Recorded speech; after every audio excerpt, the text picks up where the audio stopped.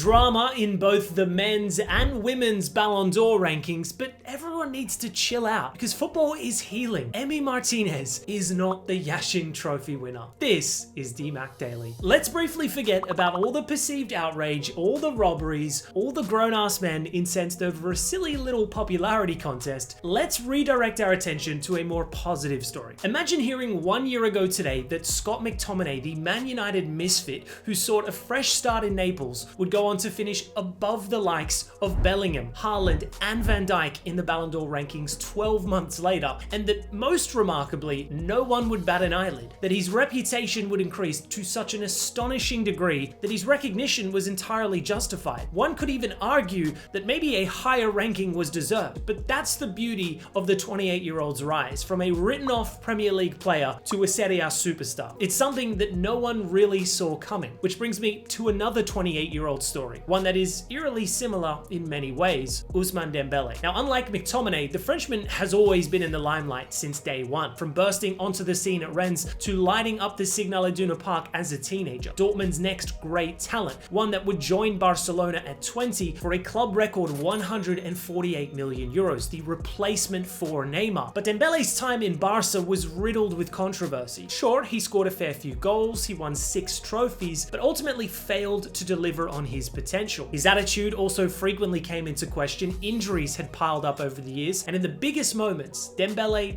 underwhelmed. For club and even for country too, stinker and hooked at half-time in the World Cup final. 1 year later, and the controversial Frenchman returned to Ligue 1 via PSG. But his first season in Paris was hardly spectacular. Ironically, almost a decade into his senior career, and the most league goals he had ever chalked up was 12, back when he first burst onto the scene at Stade Rennes. But everything would change in his second season at PSG when Luis Enrique made the bold move to transition Dembele from a winger into a false nine. Out of nowhere, Dembele then exploded. Goals, assists with prolific frequency. But this man wasn't just farming Ligue 1 sides. He made the Champions League his playground. He farmed all 4 Premier League teams on the road to the final, where Inter would then be obliterated. Dembele became a quadruple winner as the club's talisman with 51 goal contributions in 53 games, the Champions League alongside Ligue 1's Player of the Season, and now the ultimate recognition, the world's best, the Ballon d'Or winner. Now, whether you were Team Dembele or Yamal, Rafinha, Salah, or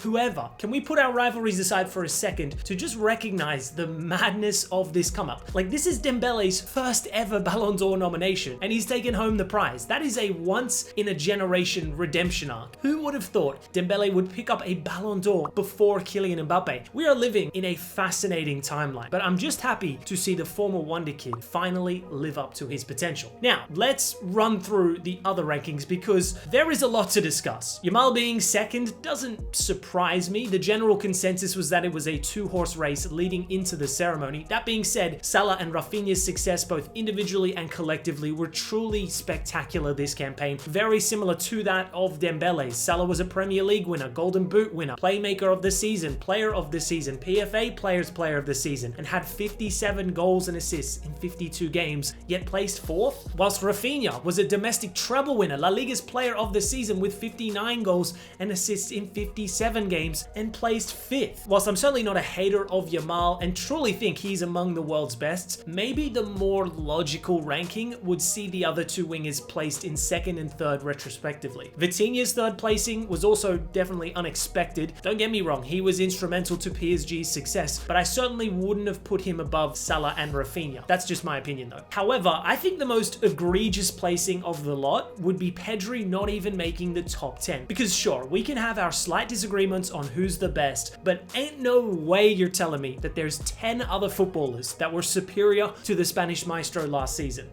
Cole Palmer was probably a little too high as well. I think the Club World Cup definitely bolstered his credentials, but throughout the second half of the season, he went missing for large periods. In 2025, his output dropped significantly, only 14 involvements in 31 games. He also placed 25th the season prior, having had a much better individual season, so it didn't really make that much sense. I've also seen people complaining about Kane's placement, but to me, that's a bit of recency bias. He only won a single title in 24-25. His numbers were great, sure, but no better than the previous season where he finished 10th. The only other placing I think is slightly controversial is Vini Jr. I definitely think Lewandowski, Neves, amongst others, should have finished ahead of the Brazilian. In other male awards, and Yamal picked up the Copa Trophy again, the first ever back-to-back winner. Barcelona players have now picked up 4 of the 7 Copa Trophy awards. Unlike the Ballon d'Or, I don't think too many can complain about Yamal's placement here. Cubarsí placing 7th though is kind of crazy, criminally underappreciated in my opinion. But as I mentioned earlier, football is healing as Gigi Donnarumma has stopped Emi Martinez from completing the three-peat of the Yashin Trophy. How he was even nominated in the first place off of last season is kind of ridiculous. Bro's been living off that World Cup final ever since, but in Gigi's case, he's definitely a worthy recipient this season. There were shots fired at his speech with PSG's president in attendance as Gigi stated, "I want to thank Pep Guardiola and the Man City board for believing in me." But on a more wholesome note, it was pretty iconic to see the Italian awarded alongside the legend himself, Gigi Buffon. In the other men's categories, PSG picked up the Club of the Year, whilst their manager was awarded Men's Coach of the Year. Don't think there can be too many complaints about these two, although timing-wise, not great for either, having just lost to Marseille in the Le Classique. And Victor Gyökeres picked up the Gerd Müller Award, having scored the most goals for club and country last season, 63 goals in just 58 games. Now to the women's game, and Aitana Bonmati picked up the Ballon d'Or for a 3rd straight season, joining Lionel Messi and Michel Platini in that esteemed list of players to win on 3 consecutive years. However, for many people, this was the most controversial awarding of the entire evening because Bonmati's individual and team achievements arguably wane in comparison to both 2nd place Mariona Caldente and 3rd placed Alessia Russo. Bonmati had an impressive 27 goal involvements from midfield and also won a domestic treble, but she lost out in the Euros final having missed a penalty and also lost in the Champions League final. 2nd place Mariona Caldente might feel incredibly hard done by. She arrived in Arsenal last summer and in her first ever season in England was recognised as the WSL Player of the Season, PFA Players Player of the Year, and went on to defeat Bonmati in the Champions League final. 3rd place Russo had a similarly spectacular season as she was the WSL's top scorer. She also won the Champions League final and then went on to score in the final and win the Euros with England. Many feel that Bonmati's recognition was based off of her reputation alone rather than legitimate credentials. For the Women's Copa Trophy, more Barcelona excellence as Vicky Lopez placed first, although ironically her upbringing didn't come via Barcelona's Feminine Academy, but rather Real Madrid's. Meanwhile, Chelsea and England's Hannah Hampton picked up the Yashin Trophy, which is all the more remarkable considering she literally has an eye condition that affects her vision, yet she's somehow the best goalkeeper on the planet. That is incredible. Polish sensation Iwa Pajor picked up the Gerd Müller Trophy, having hit 43 goals in 45 games in her first season with Barcelona. Serena Weigmann picked up the Women's Coach of the Year following her Euros triumph, and Arsenal were awarded Women's Club of the Year. Last but certainly not least, the Socrates Award winner went to the Jana Foundation, which was established by Luis Enrique and his family in memory of his late daughter Jana. This foundation supports vulnerable children and adolescents facing serious illnesses, so a great cause in its entirety and a worthy winner. Anyways guys, that's all for today's DMAC Daily. Thanks as always for tuning in, and I'll catch you tomorrow.